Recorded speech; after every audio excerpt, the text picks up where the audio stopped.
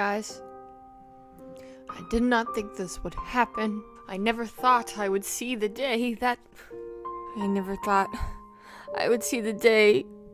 that I believe in love again. But, my God, it happened. I have but the littlest fleeting spark of hope deep in my soul. Of love. And what it means to be loved by someone. And you want to know why? Do you, my dear viewer, want to know why?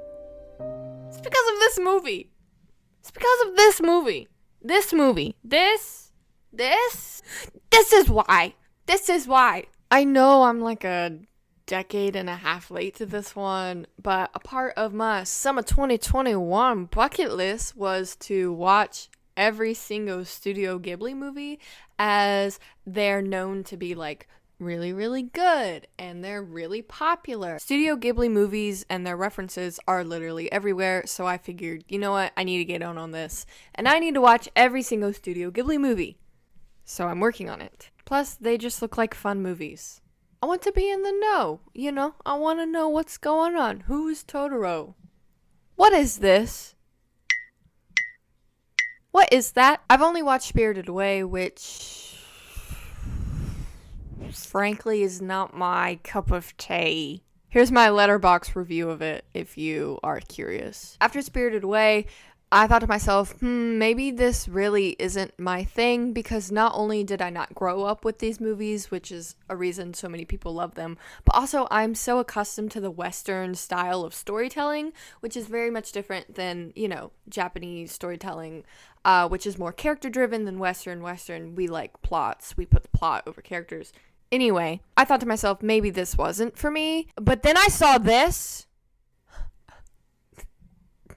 Can we just take a moment of silence? If you've somehow stumbled upon this video and have no idea what I'm talking about, I am talking about a movie called Howl's Moving Castle, which follows Sophie, a hat maker who becomes cursed by the Wicked Witch of the Waste, and her journey as she meets and begins to live with Howl, a wizard, and his moving castle. I'll keep this video mostly spoiler-free, but if I do mention any spoilers, I will make the screen black and white, and I'll mention it in the timestamps down below, because I really want you to go check this movie out if you have not for yourself. Okay, let's get into this. Section 1, I call this mwuah. Right off the bat, we just need to acknowledge how this movie is just conventionally an amazing movie. Okay. Studio Ghibli is known for their incredible animation, and that is really showcase. This movie is drop dead gorgeous. The animation is smooth, it's immersive, it's beautiful, the colors are mwah. The flower scene, the field of flowers, the field scene, please. Another thing a lot of people love about this movie is its score, which is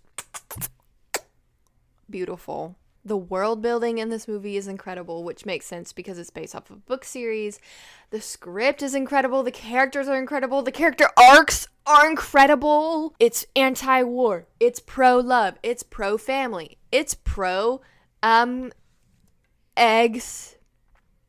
I could go on, but this section is just to acknowledge just how, like, it's conventionally a good movie, because art is subjective, but there are elements to art that classify it as good or bad, and this is really good. Howl's Moving Castle is really good. Okay, that's it. Section number 2. Flawed emo pretty boy.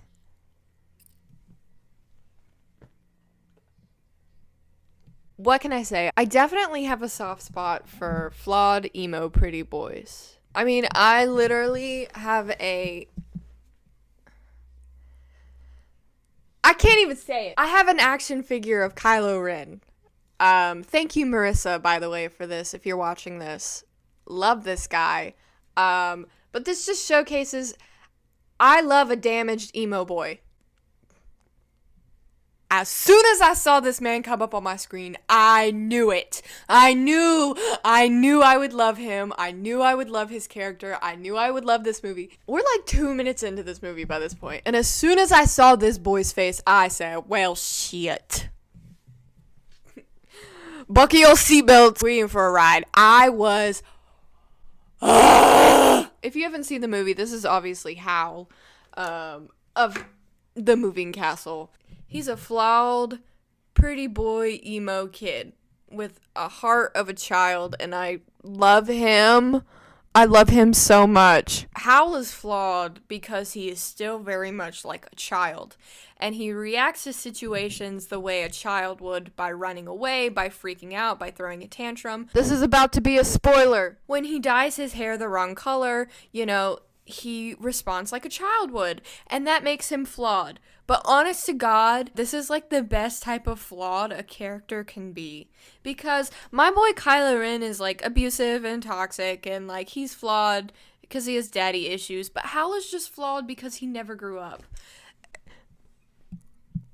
How can you not love a character who is flawed because they're just simply a child? That's all I have to say. Hal is so pretty. In a later section, I'll go more into his character growth and his character arc. But for this section, all I just gotta acknowledge is I love myself a good, flawed, pretty emo boy. That's it. That's one of the reasons I love the movie. Moving on. Section number 3. Sophie is that. She is that. Sophie, who is the main character of this movie, is incredible. Like, literally one of the best protagonists I've seen in a movie in a long time. She begins the movie as a timid and shy, sheltered girl who is vastly different and frankly a little bit bland compared to her family, like her mom and her sister. You kind of think to yourself, this is our protagonist? Why are we following someone who's like a saltine cracker? Well, when Sophie gets cursed by the Wicked Witch of the Waste and becomes prematurely old, she doesn't gripe and groan about it like I would. If I was turned into a 85-year-old woman, I think I would cry. Like, I would hate it. But this took action. Sophie said, no, I'm an old woman now.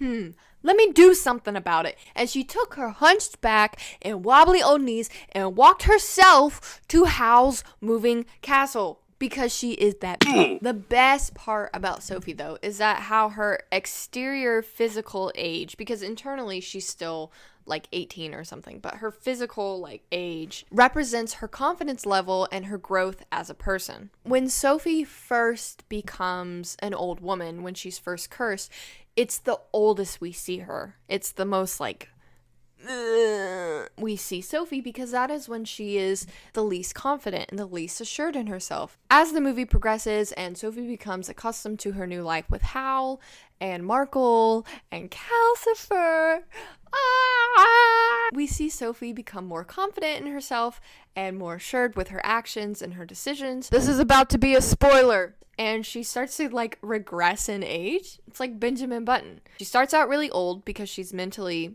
just not okay with herself, and she becomes younger and younger as she becomes more and more okay with herself and her life and who she is as a person, and I love it. And there are flashes throughout the movie where you really get to see young Sophie again, because she is confident. She's like, no, I'm here and I will fight you. Even though her main goal for like the first half of the movie was to, break the curse and be her old self again, by the middle of the movie, she's like, you know what? I'm kind of okay with being an old woman, and I love the life that I've created for myself, and I kind of like being old. She's like, I'm okay with being old. And that rocked my world, because I am terrified of getting old and aging and being old straight up. I feel like our Western culture kind of frowns upon age and wrinkles and getting old. We want youth and we love youth. And I'm so unaccustomed to movies and narratives that not only like represent old age, but kind of embrace it and romanticize it a little bit and like show the positives of it, because I'm so used to seeing the negatives of old age. And Howl's Moving Castle is kind of like a love letter to old age, which is my next section. Section number 4. Section number 4. Growing old. I accidentally said everything I was going to say for this section in my Sophie section.